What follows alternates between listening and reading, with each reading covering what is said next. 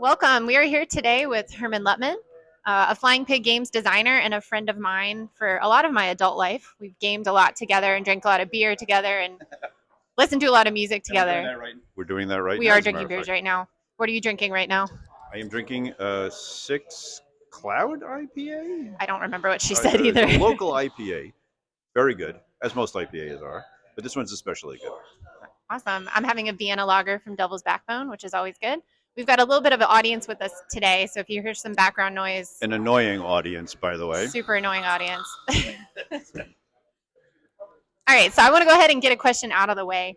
What is the most irritating thing that podcasters ask you? How I get my ideas for games. Thank God I did not actually include that question. Yes. Thank you. Yeah. I don't have a good answer for it. That's part of the problem. I feel like with my own creativity, it can just be kind of nebulous. I compare it a lot to a novelist, or what I assume a novelist would go through for their ideas. It's just an inspiration, or somebody asking you to do something, or you see something on television, or you read an article, and that inspires you to do it. Right. Okay, so as a musician, So we got that question out of the way. I'm really happy I didn't ask that question. So as a musician, personally, I've heard a lot of songs and pieces of music and thought, I wish I had wrote that. It's super beautiful or cool or just something about it really resonated with me. And I wish I had been the one to create it. Is there a game design that you wish you had created? That's an excellent question, Denver. Thank you. Probably my favorite game, well, the one that influenced me the most, probably Combat Commander, because to me that demonstrated to me that chaos and playability and realism can all go together in a nice playable package. So, and especially for World War II, that's especially tough. So I think that's probably what I would wish I could have designed, something like that. Yeah. I always think of chaos when I think of you, Fred, and my dad when it comes to different designs. Yeah. So that makes a lot of sense. Yes. Dr. Chaos. Yes. Okay, we are going to play a little bit of a game. So, as a versatile designer, you have a lot of different genres of games that you've designed, a lot of different themes. Okay, so I'm curious. I'm going to give you some examples. Okay. If you could do a mashup of any two of your games, which two would you do and why? Okay, here are my examples: A Most Fearful 50-Foot Colossi, Dawn of the Crowbar, Invaders from Dimension X, The First Day at Gettysburg, High and Tight, Tannenberg, 1914. Okay. Stonewall's Sword, More of a Bad Thing. I thought that was funny too. Thank you. That's pretty good. I like that. A mashup of any two of my games. And how would it work? Um,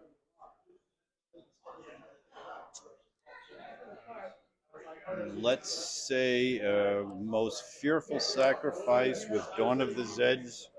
Love We it. do kind of a zombie Civil War thing. How would that work? I would have a great time designing the the command cards for that. Definitely, right, Fred? I think a zombie Civil War game would work really well. Would both sides have the zombies? So Both sides would have the zombies. All right. We don't want to favor one side or the other, of course, and they would actually appear during the battle. Oh. So neither side could count on when the other side's zombies would appear. Like maybe civilians that just happen to turn. Excellent suggestion. I'll write that down and Yes, add you're it to welcome. my list. Royalties. I accept royalties. But and if I thought about this a little bit longer, I might be able to come up with something better. As a side note, I actually did mash up two games. So Plum Island Horror was actually the mashup of Dawn of the Zeds and Miracle at Dunkirk. So when we were designing Miracle at Dunkirk, I just came upon the idea that this would be kind of cool if it was a horror theme and people who were trying to escape via boat and helicopter, etc., like at Dunkirk, and you had to evacuate these people before the horrors reached them. So it was kind of a mashup there. Yeah. Well, that kind of brings me to my. Unless you have another answer. No, I don't have another answer. Well, that brings me to my next question. So, I know that you did a similar thing for Tiny Battle when you took Dead Reckoning and then turned it into Race to the Sea. Could you talk a little bit about that and your thought process? Yeah, well, Dead Reckoning was done as an attempt to do a two-player zombie game as a war game. where one player actually played the zombies, and then Fred and I worked on, well, how would we represent a zombie army as far as command control and all that kind of thing. So we did come up with that, and I don't know that we necessarily thought a World War I game was going to come out of that, but we liked the system so much and thought the command structure worked so well and the way the combat worked that we just decided to do our next war game like that. We're using those factors and mechanics, and it actually did work out. Also, Steamroller was also one of those games. So that was a case of the mechanics kind of drove us to say, hey, this really works out well as a war game. Let's try it in a historical war game. Yeah, less about the theme and more about the mechanics. Exactly. Okay. Right. All right. When it comes to designing a historical war game, how much do you feel the need to simulate the historical event itself? Well, I definitely don't script the event. All right. What I try to do is inject enough of the historical narrative and factors so that the game will tend to play out historically, but we never script it. So if you play the game, the odds are that maybe you will follow that script, but we don't demand it. So it's very important to simulate the environment, the situation, the tactics of the time, the weapons of the time, all that kind of thing. But we don't script that it should go a certain way. All battles have a story, though, so we try to tell the story, and it may very well flow historically. It may not. Again, I don't want to demand that out of any player. So it's the environment, it's the whole era, the time period, and the tactics that were used at the time that we try to simulate, not the actual results. Yeah, that's really well said. What aspect of designing a war game makes you feel the most limited?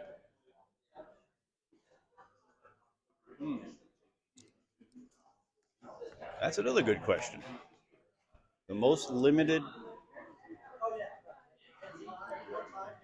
boy, I would guess the actual quality of the two armies, like what they were capable of doing. That's why doing fantasy games is kind of fun because you create your own unlimited abilities, really, in a sense.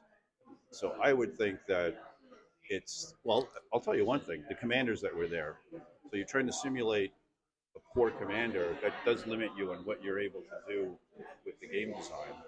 You can't really explore as many options as you would normally because that commander was so particularly poor or in ill health or whatever. So I would probably say the commanders themselves, the generals themselves, limit you the most. Not really what I was expecting. Okay. That's a great answer. No. Thank you. All right, we're going to play another game. Okay. I'm going to name a board game, and I want you to tell me the beer type or drink that you feel gives off the same vibe. Okay? You ready? Okay. All right, advanced squad leader. Let's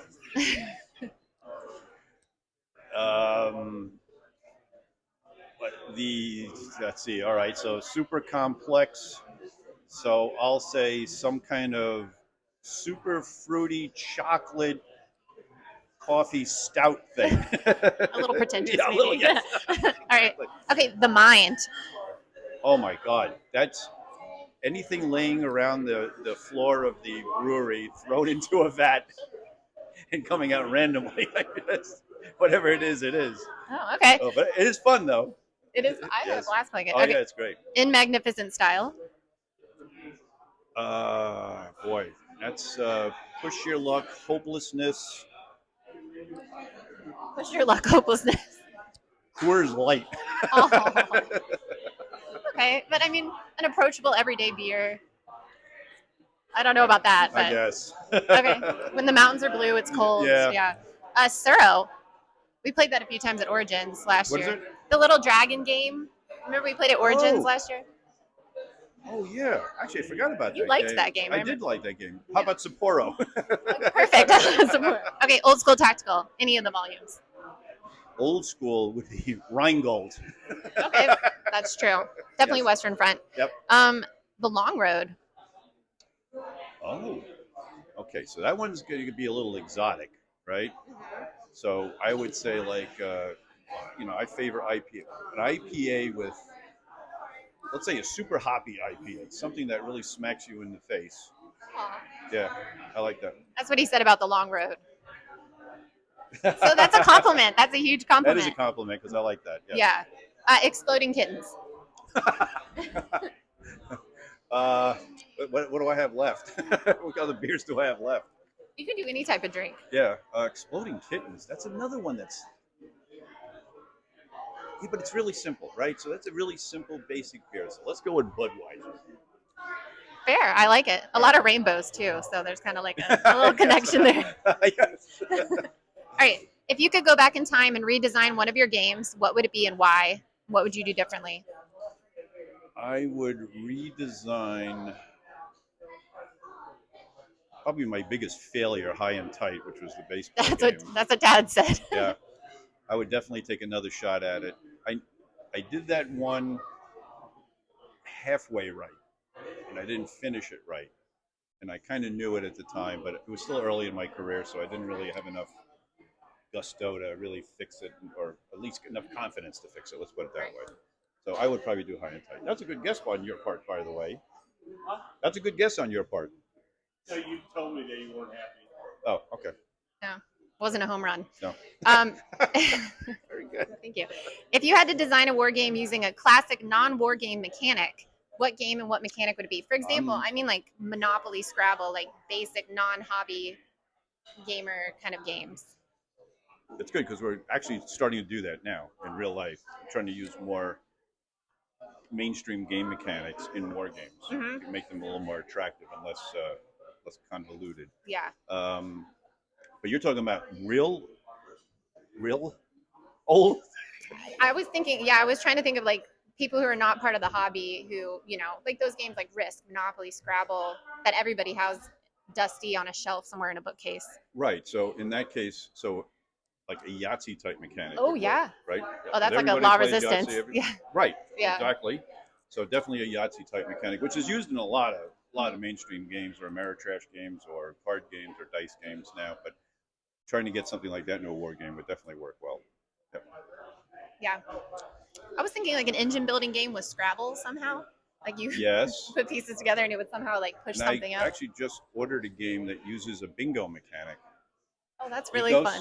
First Continent. I haven't heard of that. So it uses a bag of tiles and you draw them out and you announce what it is and everybody fills in their card. And when you get the card filled up, that power triggers. Oh, that's cool. So I thought that was kind of cool. Use a bingo mechanic. Yep. All right. This one might be hard. What's the most unexpected feedback you've ever received from a playtester? From a playtester? Yeah. ChatGPT wrote that question. Oh, really? Yeah, I just thought it'd be interesting. Yeah. You think of one, Fred, because I get the most unusual feedback. I don't know that I've ever gotten really unusual feedback. We've had unusual feedback, but science fiction games not being realistic. Oh, well, okay. We could do something like that. They're fiction. It's in the title, isn't it? Yeah, but that wasn't a playtester. That was that was just a person who said that. Yeah. I don't know. That one I have to say I don't know. I'm trying to think back of the playtest feedback I've gotten for Plum Island Horror, and even that was kind of normal feedback. Nothing on there was really wild. Yeah. Nobody ever said, "Oh, the game's broken, throw it out." I've never gotten anything like that. I've never gotten like, "Hey, this is the best game ever designed." So everything's been kind of normal. I can't think of one that was really blew my mind. Sorry. Maybe that's a good thing. I guess. Yeah. All right. If you could only play 3 games for the rest of your life, what would they be and why? Robo Rally. Oh, you just played that. Yep. Oh, I clicked the button here. I don't know if that did anything. Is it still green? Yes. We can trade for a minute. Here you go. Okay. So, Robo Rally is definitely one. It's one of my favorite games. We just played it. That's why Denver's laughing. Oh, boy. Defenders of the Realm. Yes. I never get tired of that game. I'll say Combat Commander, too. Okay. If I had to play one, oh, God. And there's also Napoleon at Leipzig. All right, I'll go with those 3. I'll go with those 3 for now. I forgot that you like Napoleonic era. I do. Okay. Yeah, I played a lot of miniatures Napoleonics. Painted a lot of castings. That's a whole beast in itself. I feel like a whole nother hobby. Okay, has becoming a citizen of Tennessee inspired your recent designs? It's inspired only in the sense that it's nice and quiet. Oh. But it's tired at the same time. Yeah. I love being in Tennessee. We love it down there. It hasn't directly inspired any of my designs, but it does make Civil War battlefields more accessible, right? I'm right near Stones River and Chickamauga, and I can come up and see Antietam and Gettysburg much easier. Virginia's wide open for exploration, and North Carolina and all that. So, I mean, only in the sense that I'm very happy and peaceful. Yeah. So it allows me more time to think and enjoy my life a little bit more. Yeah. That's good. Okay, last question. Okay. Yes. Okay, you have a few designs being released with us, Flying Pig Games, this year. Can you tell us a bit about them and what you're most excited about with these new games? Okay. Well, the big one, of course, is Rocket Chickamauga, which is the sequel to, well, not the sequel, but the next in the series from A Most Fearful Sacrifice. We're starting playtesting of that now. Claude Whalen is working like a maniac. He's already playtested the first 3 scenarios dozens of times. It's unbelievable how good he is. I think people are going to really like that a lot.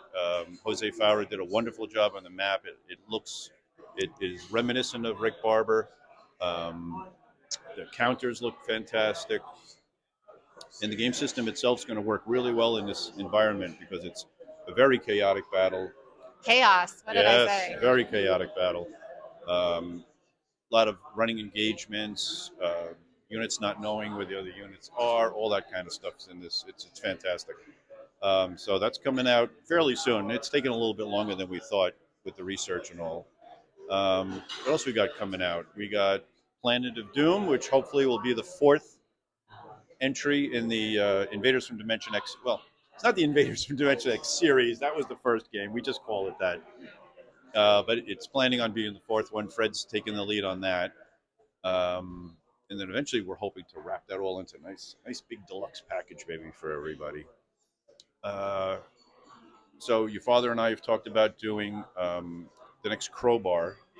We want it to be the Meuse-Argonne offensive during World War I, which I believe is the largest American Army deployment or in a single offensive ever in history. So that's going to be very Still solitaire?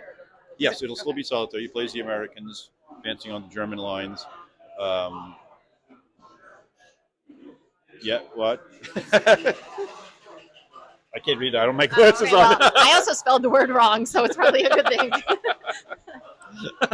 I don't know if we're allowed to talk about it, so. What? Kill all formation. Oh. I call boy. them Phoenicians, so. Oh, okay. And one of my previous designs that left another publisher is going to be republished by Flying Pig Games. Used to be called Vultures Lead the Way, but we're changing the theme a little bit, and it's going to be called All Phoenicians Must Die, Something like that. or something like that. Oh, okay. So the Phoenicians are the aliens in this game. The main aliens. There are some other aliens from the other games. So the Chaots will make an appearance, the Vermites will make an appearance, and the Colossi will make an appearance, as will the Mossmen, which is from the Planet of Doom. So yes, that's also coming. And I'm sure Mark will have some other ideas for me to do. We mentioned Tiny Battle's fine. Tiny Battle. So there's the Shattered Union Civil War series. We got more coming out on that in the future. So a lot of good stuff. Well, thanks again for being here today, Herm. Thank you for having me. We're going to finish our beers, but Yes, we're in the middle of a dining room here. And At people are Prezcon. gathering around. I know. All right. But thank you very much. I Yeah, appreciate it. thank you.